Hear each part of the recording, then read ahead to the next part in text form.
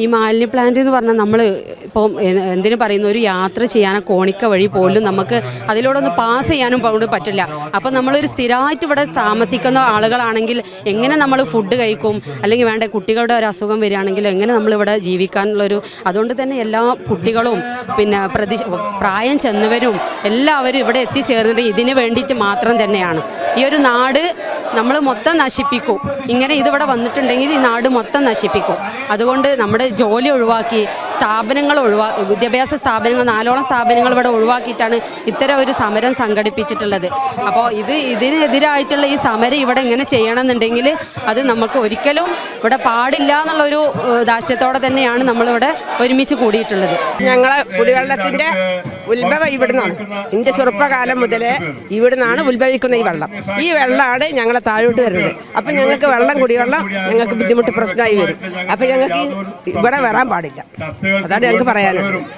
ഈ വെള്ളമാണ് ഞങ്ങളെ പരിസരത്ത് മുഴുവനും.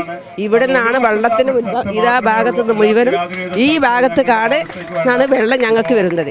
ആ വെള്ളം നാശാക്കാൻ പാടില്ല. ഈ കമ്പനി ഇവിടെ വന്നാൽ ഞങ്ങളെ വെള്ളങ്ങൾ നാശാവും. ഞങ്ങളെ കുട്ടികൾക്കും ഞങ്ങൾക്കൊക്കെ പ്രശ്നം വരും. അതാണ് ഞങ്ങൾക്ക് പറയാനുള്ളത്. ഇതൊരു മിച്ചഭൂമിയാണ്, ഗവൺമെൻറ്റിൻ്റെ സ്ഥലമാണ്. പക്ഷേ ഇത് ഇവിടെ വന്നു കഴിഞ്ഞാൽ ഈ മിച്ചഭൂമി എന്ന സ്ഥലം 5 സെൻറ്റ് ആർക്കെങ്കിലൊക്കെ വീതിച്ചു കൊടുക്കേണ്ട ഒരു അവസ്ഥ വരുമല്ലോ. പാവപ്പെട്ട ജനങ്ങൾക്ക് ആരെങ്കിലും വീട് വെക്കാനൊക്കെ ഇവിടെ വരുമല്ലോ. അപ്പോൾ ഇവിടെ എങ്ങനെ വീട് വെക്കും? ഞങ്ങളൊക്കെ അതിൻ്റെ അർഹതപ്പെട്ടവരാണ്. അങ്ങനെ എങ്ങനെ ഇവിടെ വീട് വെക്കും? അതുപോലെ ഇവിടെ സ്കൂള് അങ്ങേപ്പുറത്തെ സെയ്ത്തും കോളേജ്, പിന്നെ ഇപ്പം ചെറുതായി വരുള്ളൂ ഈ കാരണം.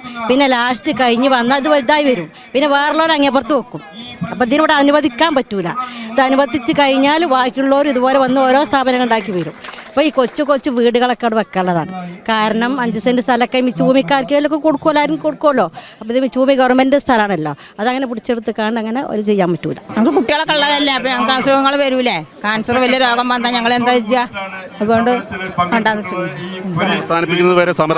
സംസാരം വരെ എവിടെയൊക്കെ ആയാലും ഞങ്ങൾ ഒരുങ്ങും പോവും.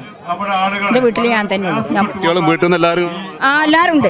ഭർത്താവുണ്ട്, എൻ്റെ മകളെ കെട്ടിച്ച് അവിടുന്ന് പോലും വന്നിട്ടുണ്ട്. എല്ലാവരും വന്നിക്കണം. അപ്പോൾ ഇതുകൊണ്ട് എടുത്തു പോകണം തന്നെയുള്ള നയമാണ്.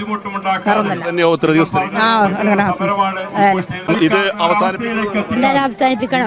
ഇവിടെ പറ്റൂല. അതെന്നെ എടുത്ത് വളരണം, എടുത്ത് പോകണം. ഇവിടെ ഞങ്ങൾക്ക് ബുദ്ധിമുട്ട്. ഞങ്ങൾക്ക് വഴി റോഡ് ഞങ്ങൾക്ക് പിന്നെ പറ്റൂല. അതന്നെ ഞങ്ങൾ വെള്ളത്തിലൊക്കെ ഇതാക്കിച്ചു. പറ്റൂല. കോഴി മലിനിടാനാണെന്നുള്ളത് ഞങ്ങൾക്ക് അറിയില്ലായിരുന്നു.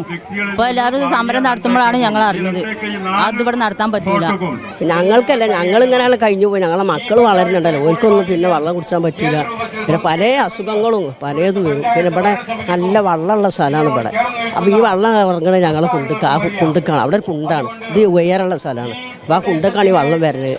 അപ്പോൾ അതുകൊണ്ട് ഞങ്ങൾക്കൊക്കെ ഭയങ്കര ബുദ്ധിമുട്ടാണ്. അതുകൊണ്ട് ഞങ്ങൾ ഇത്രയും വയസ്സായി ഞങ്ങളൊക്കെ കയറി വന്നിട്ടുണ്ട്.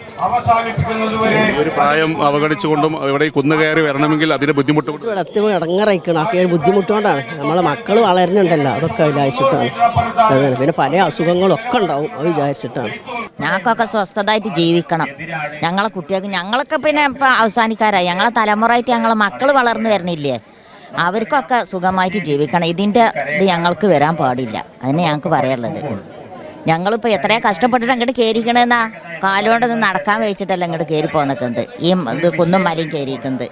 അതുകൊണ്ട് ഇതിവിടെ വരാൻ പാടില്ല. ഇത് എത്ര ഇത് പോകണ്ട.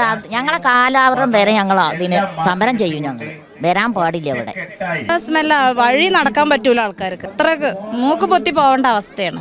പിന്നെ ചുറ്റുഭാഗത്തുള്ളവർക്കൊന്നും തീരെ പറ്റൂല. അത്രയ്ക്ക് ഗതികെട്ടൊരവസ്ഥ. പിന്നെ ഞങ്ങൾ എന്തായാലും ഉണ്ടാവും അവസാനം വരെ. എന്തായാലും ഇതൊരു തീരുമാനം ആവാതെ തുടച്ചു നീക്കുന്നവരെ സമരത്തിന് പിന്നിലുണ്ടാവും, മുന്നിലായിട്ടും എന്തായാലും ഉണ്ടാവും.